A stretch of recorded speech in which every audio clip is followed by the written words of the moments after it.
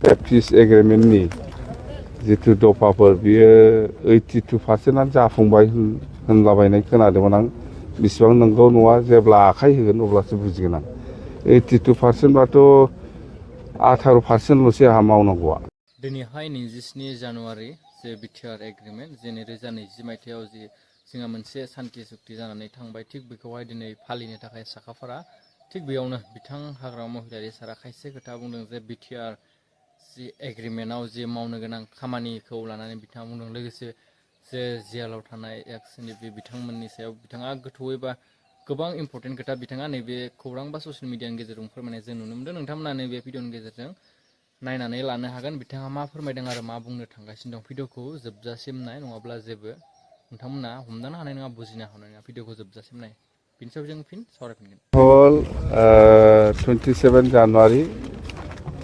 বড়ো পিছ এগ্ৰিমেণ্ট পিছ একৰ্ডৰ দিন আৰু আমি BTC গভৰ্ণমেণ্ট হৈ পেলাই আজি সেইটো চেলিব্ৰেট কৰিবলৈ হাতত লৈছোঁ আৰু আমাৰটো হ'ল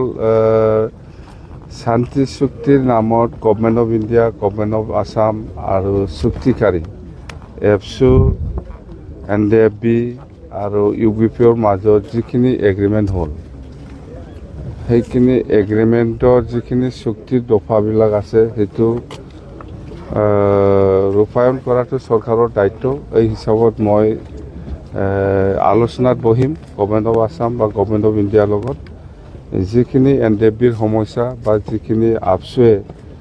শান্তি চুক্তিৰ নামত যিখিনি দফাবিলাক এগ্ৰিমেণ্ট কৰি আনিছে সেইটো মই চেষ্টা চলাম নিশ্চয় কৰিব কিছু দফা আছে এতিয়ালৈকে হোৱা নাই যেনেকৈ আমাৰ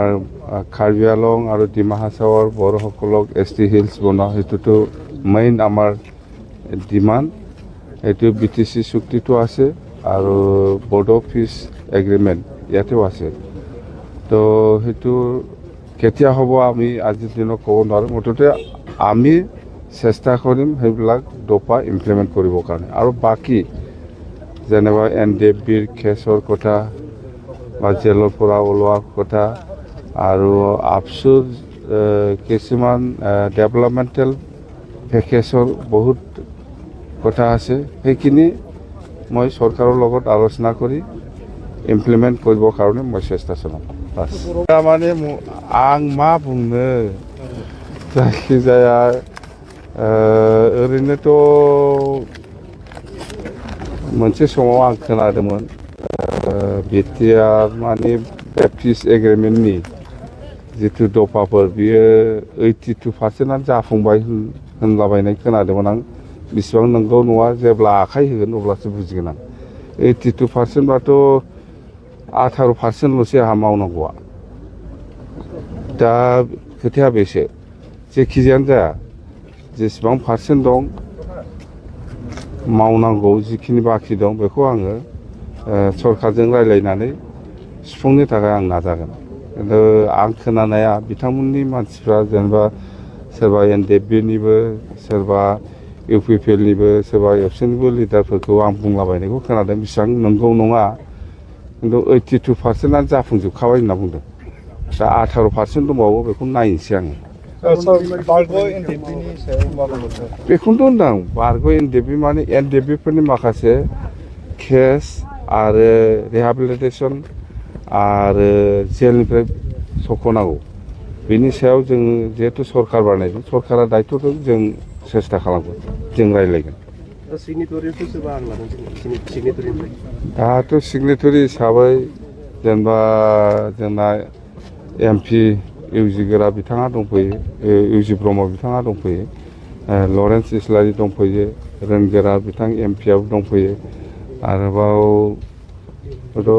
नुजोबाखै आं फैगोन खोमा सम दं दाबो दे जों मिथिबाय जे बिथां हाग्रामा महिलारि सारा जि खोथा फोरमायलांबाय आरो जि खोथा बुंलांबाय बिटिआर रेकर्डआव जिखिनि खामानि मावफुंजाबाय आरो जिखिनि खामानि आद्रा मावनो दंबावो बेखौ बिथां हाग्रामा महिलारि सारा मावफुंनो थाखाय नाजागोन आरो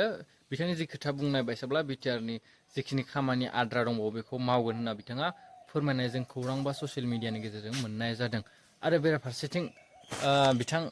जायफ्रानोखि जेलाव दं बिथां जोहोलावफोर जोंनि जोहोलाव बर' जोहोलावफोर एक्स एन डि पि बिथांमोनखौहाय जे जेलाव दङ जोबथेसालियाव दासिमबो दङ बिथांमोननि जे केसखौ लानानै आरो गोबां खोथा बिथाङा नैबे भिडिअनि गेजेरजों फोरमायलांनाय जों नुनो मोन्दों आरो नोंथांमोनाबो नैबे भिडिअनि गेजेरजों निस्सय नुबाय जानांगौ। भिडिअखौ मोजां मोनोबा लाइक खालामना हो, शेयार खालामना हो, जाहाथे नैबे भिडिअनि गेजेरजों गासिबो नुनानै मिथिनानै लानो हायो। नेक्स्ट आपडेटनि सायाव जोङो फिन सावरायफिनगोन। भिडिअआ बेखिनियानोसै। साबस्क्राइब खालामना ला गोदान गोदान जाहाथे नोंथांमोना नैबे चेनेलनि गेजेरजों आपडेट मोननाय बायसाना। नेक्स्ट आपडेटआव फिन लोगो मोनगोन।